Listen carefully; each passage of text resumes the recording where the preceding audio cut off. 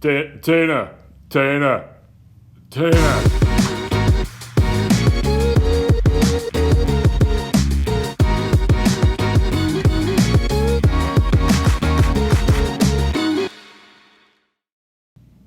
What do you guys think? Pretty good Bob's Burgers impression? Tina. Meh. I don't think you sound that much like Bob. Well, there was one day where I did it well. That was in his early season. Like 13 seasons ago, I could do a Bob impression. Clearly I've fallen out of it. Anyways, I'm Bob. I'm Pajama Casey. And I'm Show. And we've worn our spooky week outfits of Bob's Burgers. And if you've been watching The Cloud for a while, clearly Pajama Sam, I say clearly, because that's what you all clearly knew. Is this a cape or like a curtain? No, it's a cape. Isn't his cape is just a blanket from his bed or something? It's red, but I don't know what it is. All right. But And this is the greatest show. Is that what you're going for? It's just a showman costume. All right. see, and this cape even has memories of when I got almost bit by a dog. Is that true? Yeah. I feel like we need to ask for more information on this story. Is this your dog? Someone else's dog? I think it was a neighbor's dog. You were wearing a cape in the neighbor's house? No, I was outside. The neighbor's Wearing a dog got cape? loose. Yeah, because I was probably like 5 at the time. Oh, okay. Because this used to go down to my ankles, Mhm. and it currently now goes down to my waist. You still have That this cape is older than I am. Ooh. Yeah, it probably is actually. And why do you still have this cape?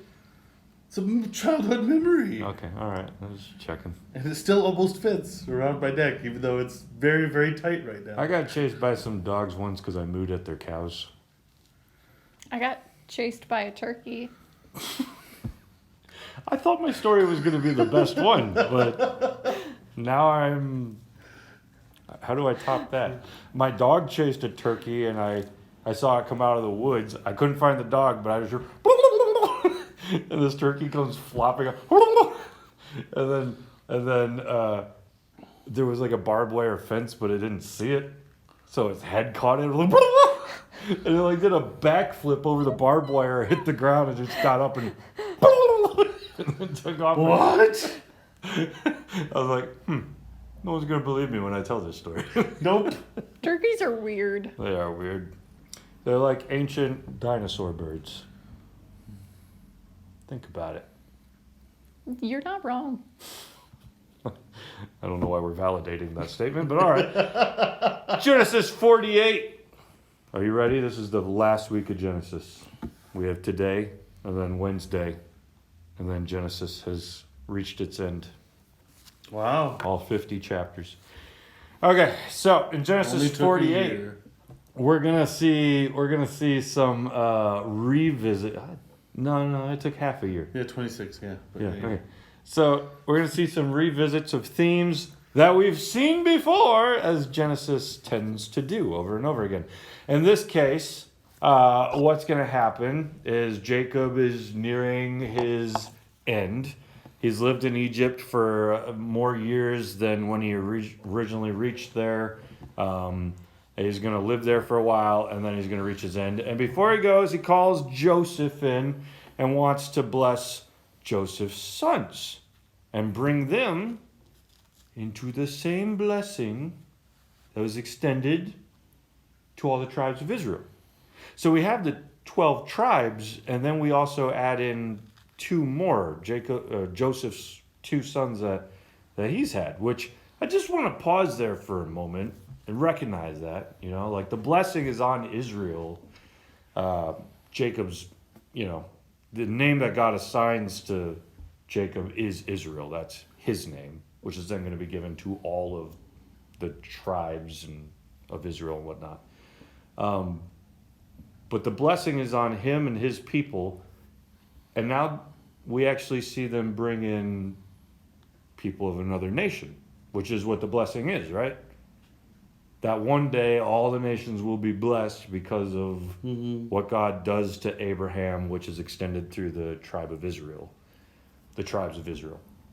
In this case, though, two of the tribes that the blessing is extended to are only half Hebrew. The other half are Egyptian, because Joseph's wife was Egyptian. And so we already see like people of other races being brought into this great blessing. But this isn't the first time that an Egyptian has been blessed. Who was the other one? Do you remember? Ishmael's mom. Yeah, Hagar. Hagar, thank you. Hagar, again, the name Hagar more or less is kind of like a reference to like a foreigner. And we know that Hagar was Egyptian. And when God sees Hagar and all of her distraughtness, he goes to her and tells her that her children will have many, that her Ishmael will have many children, and a great nation kind of will come to be of him as well. So God has extended this promise before to someone outside of just the Israelic race. Yeah, they're Hebrews, but Ishmael is also half Egyptian. And now it's happening again. And this time it's actually a human extending the blessing into it, which is almost more surprising. Like God, you get it, because like God has no, what's the word I'm looking for? He's not a respecter of persons. He has no taste as to like, you know what I mean? No. What are you saying? When I say he has no taste, I don't mean like, he's not like got like a preference as to like humanity. Like all humans are made in his image, and they are all equally. You're talking about like he has no national or nation preference? Well, yeah. I mean, to some extent, the blessing is on Israel as a nation, but God as like a entity loves all people, right? Regardless of race, ethnicity, nationality, the list goes on. He loves everybody just the same. So in this particular case, it's interesting to see, like, it's not that, it shouldn't catch us off guard that God himself showed Hagar, yes, I love you too, and I'm going to take care of you, especially because Hagar is like the least of these. She's the one who's been abused. But it almost is maybe a little surprising when you look at Jacob and he's like, I'm going to put the blessing upon Joseph's sons as well. Because humans do tend to not respect everyone equally, right? And yet he puts this blessing right onto Joseph's kids. So in the tribes of Israel, those who carry the blessing, we now have the 12 tribes of Israel, but Manasseh is brought in alongside of it's Ephraim, right? Where is it?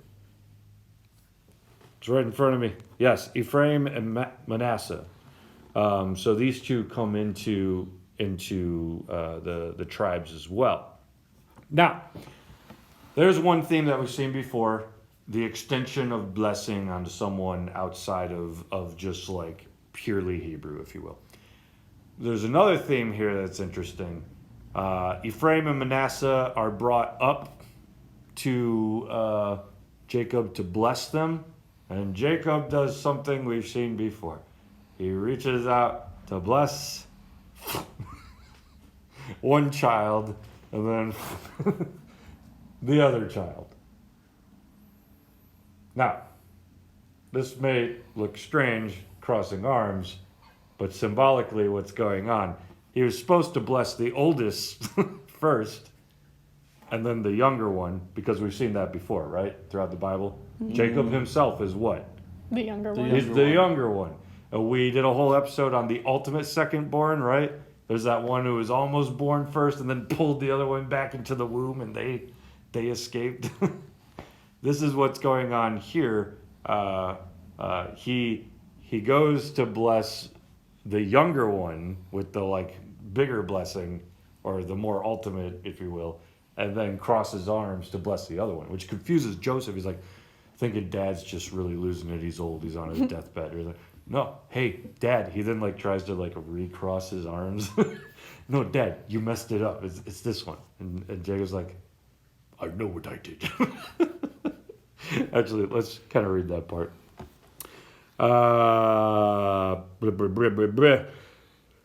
When Israel saw Joseph's sons, he said, "Who are these?"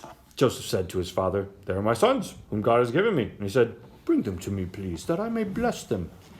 Now the eyes of Israel were dim with age. The eyes of Israel were dim with age, so that he could not see. So Joseph brought them near him, and he kissed them and embraced them. And Israel said to Joseph, "I never expected to see your face, and behold, God has let me see your offspring also." Then Joseph removed them from his knees, and he bowed himself with his face to the earth. And Joseph took them both, Ephraim in his right hand. Right hand is usually like, something a little more honorable in ancient culture. Oh, sit at my right, Ephraim in his right hand toward Israel's left hand. I said that backwards. You guys follow what's going on? He picks up Ephraim in the hand so that Dad will put like the right hand up, or the left hand. Oh my gosh! You keep mixing it up. I don't know who's mixed up more, Jacob or you. Joseph picks up the kids in such a way that Dad will bless the older one with the correct hand. And then So right oldest, left youngest is what it's supposed but to be. because they're stage directions from each other, Jacob picks up son in stage. Nope, not worth it. I'm not still Don't going. do it. Don't go for it. And Israel stretched out his right hand and laid it on the head of Ephraim, who is the younger, and his left hand on the hand of Manasseh, crossing his hands. For Manasseh was the firstborn. And he blessed Joseph and said, "The God before whom my father Abraham and Isaac walked, the God who has been my shepherd all my life long to this day, the angel who has redeemed me from evil," bless the boys. Who's been that angel? Angel of the Lord? Yeah. Which is who? Jesus. Yeah, I mean, the angel is likened to being God throughout Genesis. We've done several episodes on that. You all can go watch that if you want more details. But here is a clear comparison, once again, as to this angel being God, or being Jesus, as I often say. The God before whom my fathers Abraham and Isaac walked, that God. The God who has been the shepherd all my life long to this day, that God, same God. The angel who has redeemed me from all evil, bless the boys. The angel, the God. Hold on. He's saying they're all the same person. No, I get that part. Yeah. But the bless the boys part. Yeah. What's that about? I don't know. I just like to say it like we would today. Yeah, that's weird. The angel who has redeemed me from all evil, bless the boys. Like, what is that? Like an old grandma being like, Bless your heart. yeah, Is that God what, and the angel, bless the boys. is that what grandmas sound like to you? Maybe. Exactly? I want to meet your grandma now. I'm just curious. But yeah, he blurs the lines between the angel of God and God. Like they are the same person. He just poetically said that, right? And in them, let my name be carried on in the name of my fathers Abraham and Isaac, and let them grow into a multitude in the midst of the earth. That was the blessing given to Abraham, given to Isaac, given to Jacob, now extended to these boys who are both Hebrew and Egyptian. Now, can I ask one thing that's like slightly off topic, but kind of on topic? We'll see how off on topic it is and then answer that question. So, like, does it seem weird to you that, like, there's been a, like, relationship story for Abraham, for Isaac, for Jacob, but there was no relationship story for Joseph? It's just like, oh, hey, look, he's married now. Like, blink, and it was that, like, it happened. What do you think?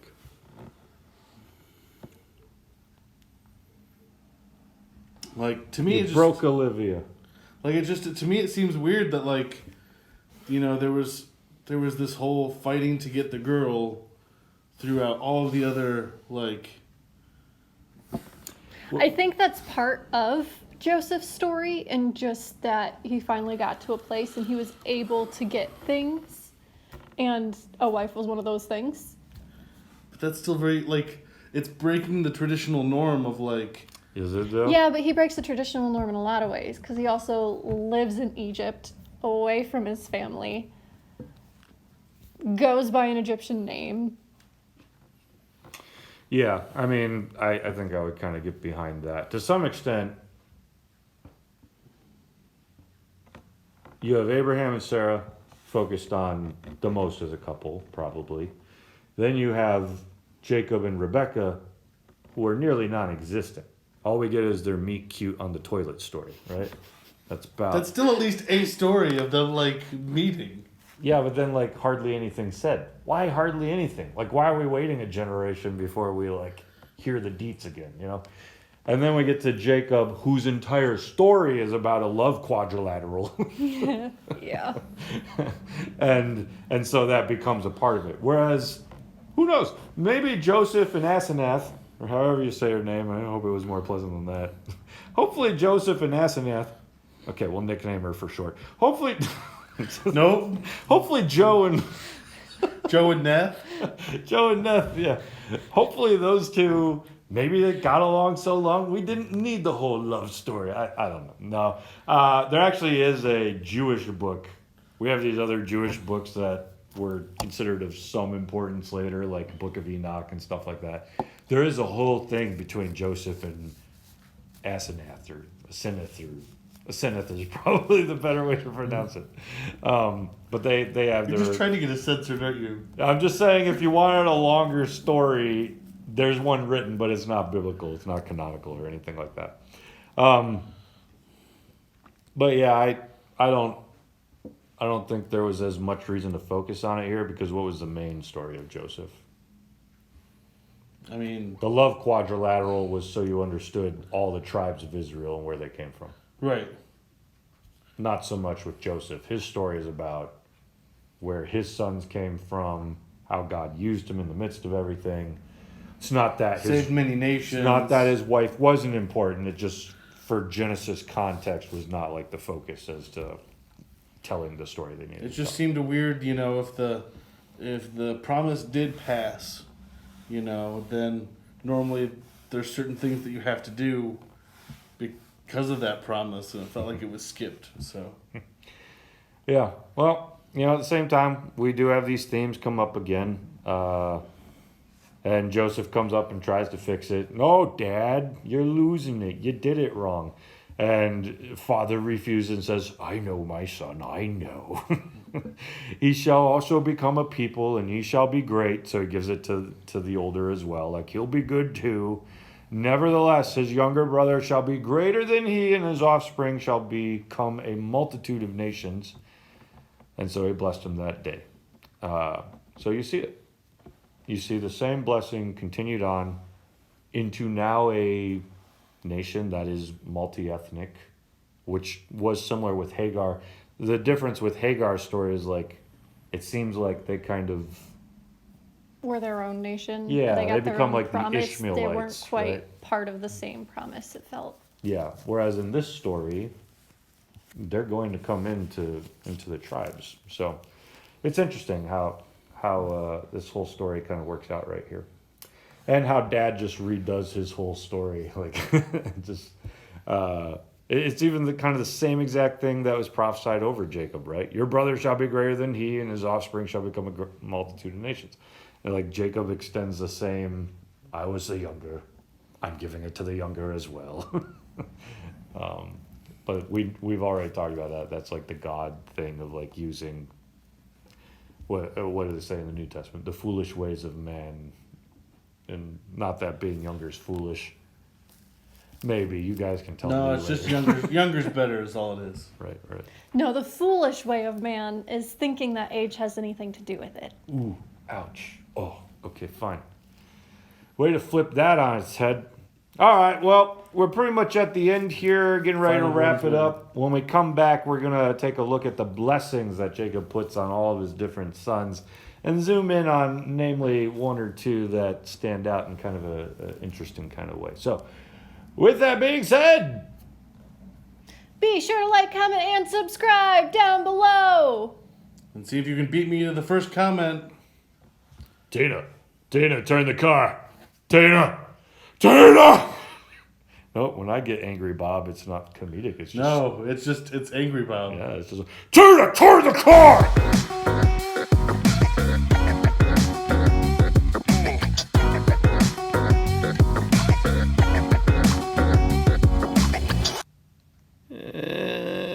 No Tinas were harmed in the making of this episode.